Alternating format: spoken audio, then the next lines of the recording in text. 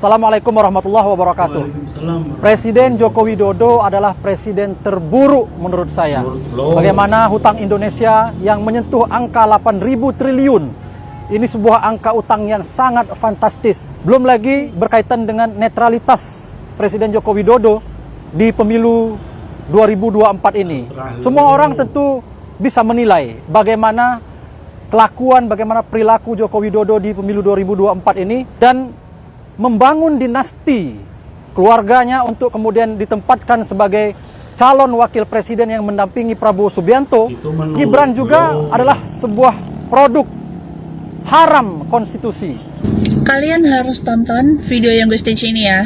Ya, Bu.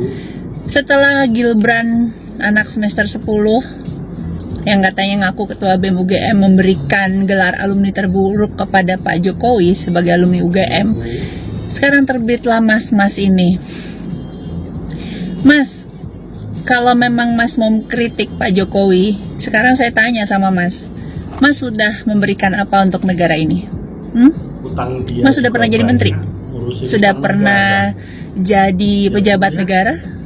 Sudah pernah berkontribusi apa untuk negara ini? Sehingga semua kejelekannya ditimpakan kepada Pak Jokowi, dan sampai lebih ke hal-hal yang sifatnya politis. Saya habis melihat video ini yang saya stitch, ini mengkritiknya itu lebih ke arah politis, ya, bukan mengkritik kebijakan. Sekarang kalau ngomongin satu-satu ya, kita bedah. Satu, Mas bilang hutang semakin tinggi. Sekarang presiden mana yang tidak berhutang?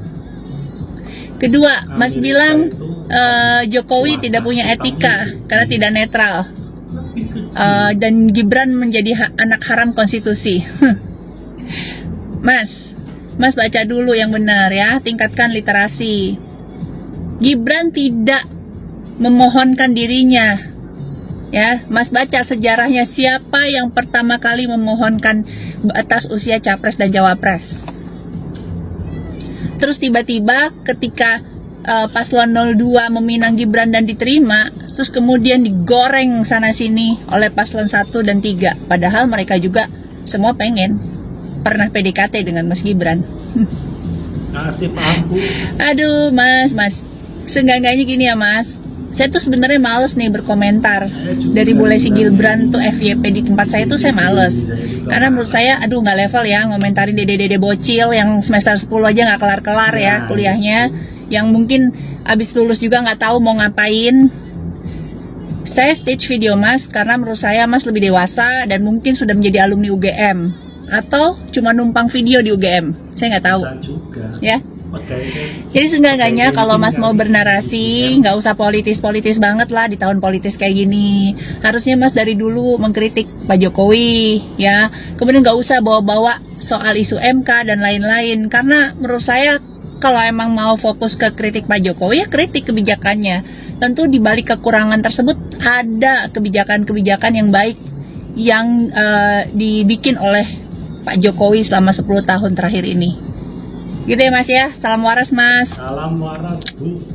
Apa yang Anda katakan ini Pak, itu adalah kebencian sepihak Pak. Ya, kebencian kelompok Anda Pak ya. Jadi apa yang Anda ucapkan itu tidak mewakili mayoritas rakyat Indonesia Pak. Ya, speak by data dong. Oke, kepuasan terhadap Pak Jokowi itu tembus 80% Pak. Itu artinya apa? Mayoritas rakyat Indonesia itu puas Pak terhadap kinerja Pak Jokowi Pak.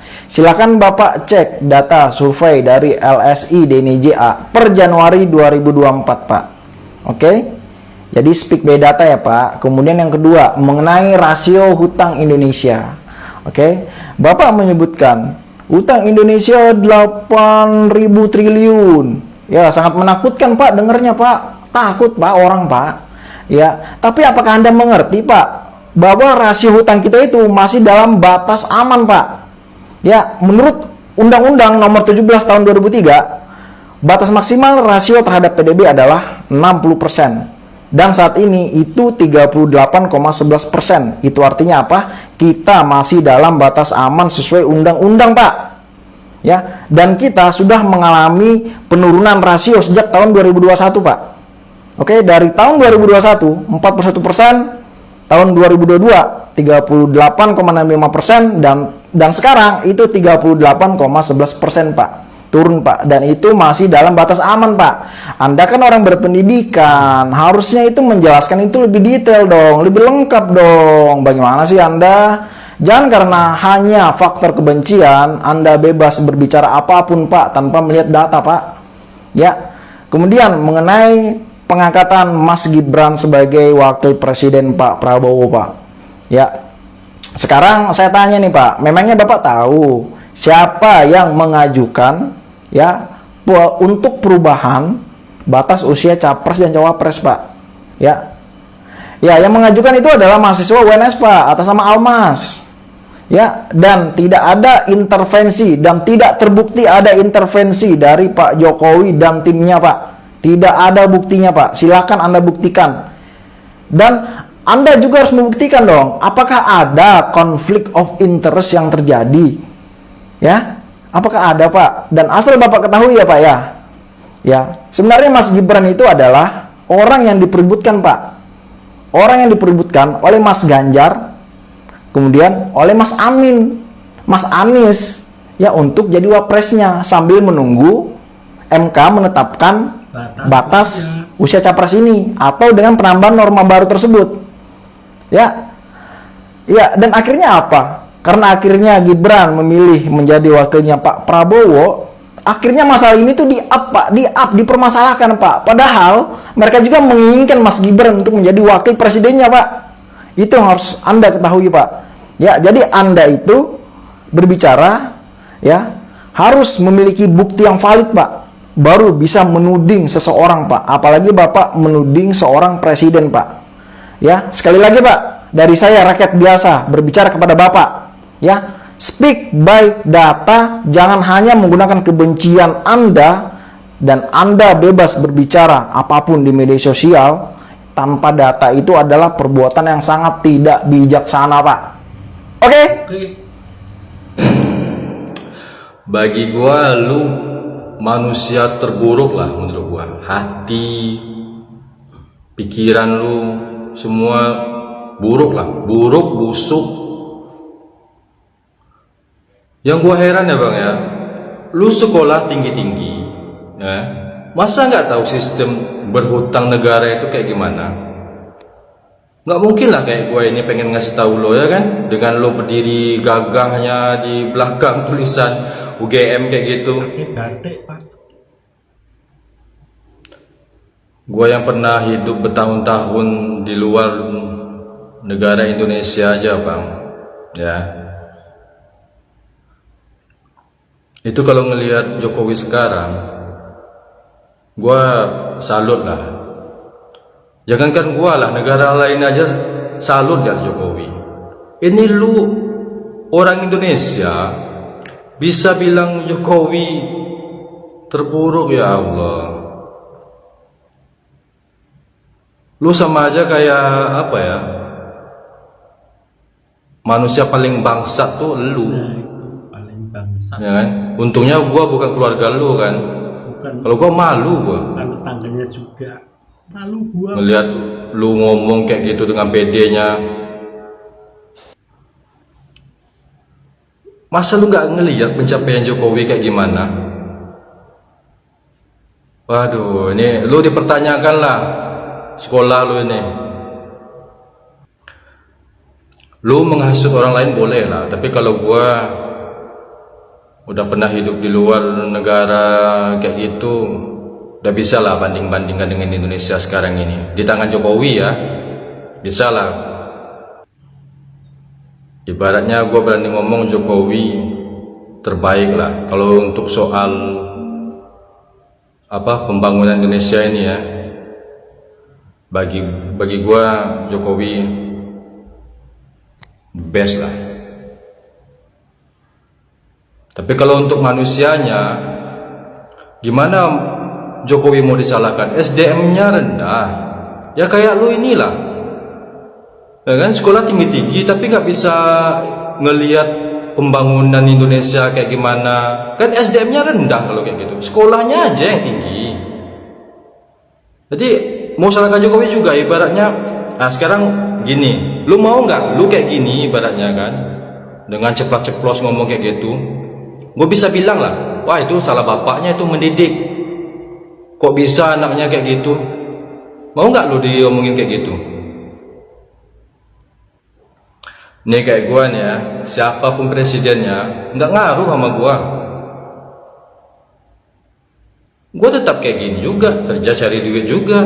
Emang kalau ibaratnya presidennya ini presiden A, presiden B, oh nanti hidup gua terselamatkan, nggak lagi jadi babu orang, kan nggak juga. Masih juga cari duit sendiri.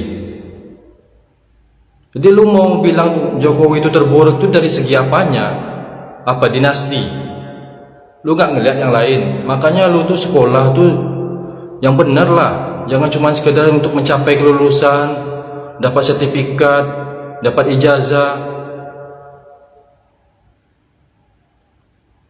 Aduh, malu-maluin. Presiden terburuk Bapak bilang Pak Jokowi. Jangan sampai kami para rakyat Indonesia datang untuk menangkap Bapak. Kabar Pak. Pak Jokowi itu adalah presiden terbaik menurut kami. Pembangunan infrastruktur sangat lancar, digencarkan di seluruh wilayah Indonesia. Dari Sabang sampai Merauke, semua infrastruktur terbangun dengan lancar. Jadi jangan berbicara yang tidak benar ya Pak. Dijaga ucapannya. Karena hal yang seperti ini bisa membuat masyarakat marah dengan ucapan Bapak yang sangat menyesatkan ini. Kami rakyat Indonesia sudah tahu mana yang terbaik dan mana yang terburuk. Jadi ya Pak, diralat ucapannya sebelum kami datang untuk mendemo Bapak. Terima kasih. Sebelumnya mohon maaf Pak, boleh tanya sekiranya Bapak ini siapa? Kok kayaknya sengaja betul mau bikin konten ya, pakai baju batik, pakai earphone, cari backgroundnya pun di Universitas Gajah Mada. Mau kondangan kali Pak.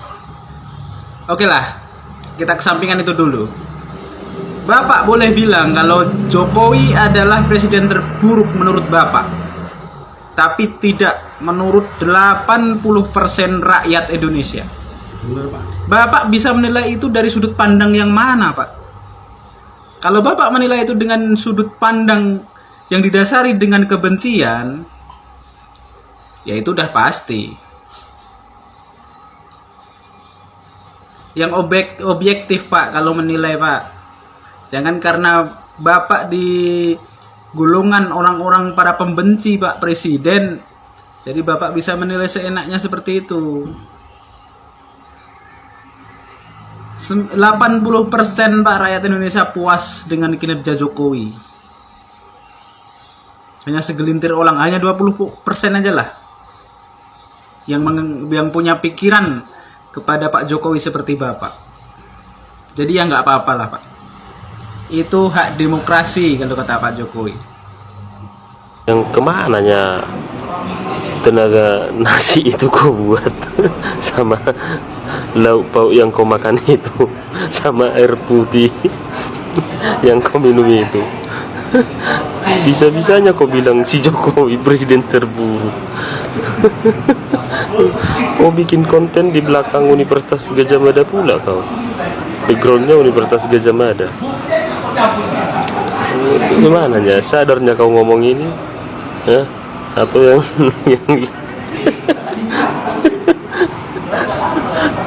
nggak tahu apa dasarnya dibilang presiden terburuk. Nanti kalau aku bilang penampilanmu jadi menyerang pribadi ya. kurang sejengkal kurasa ya. Presiden terburuk katanya Jokowi.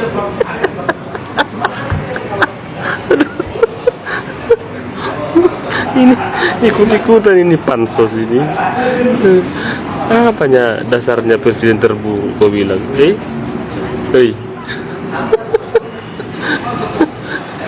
Kemananya tenaga nasi itu kau buat?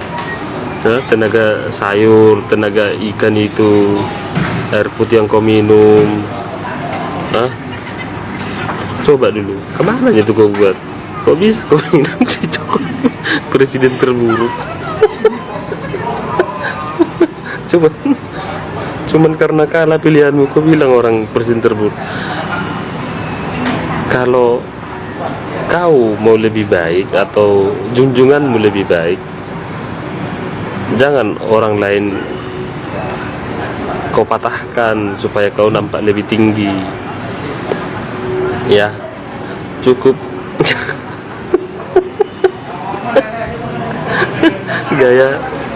Gaya ngomongmu pun patah-patah.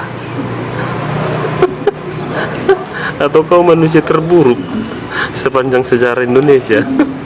Gaya ngomongmu pun patah-patah. Menghafal kayaknya. Gaya tanganmu itu seperti jurnalistik profesional kau. Gak tahu ini, cuman karena konten aja kau ini ya. Coba dulu, gini dulu bikin bibirmu itu sebelum ngomong ya. Basahi dulu bibirmu sebelum ngomong ya. Presiden terburuk.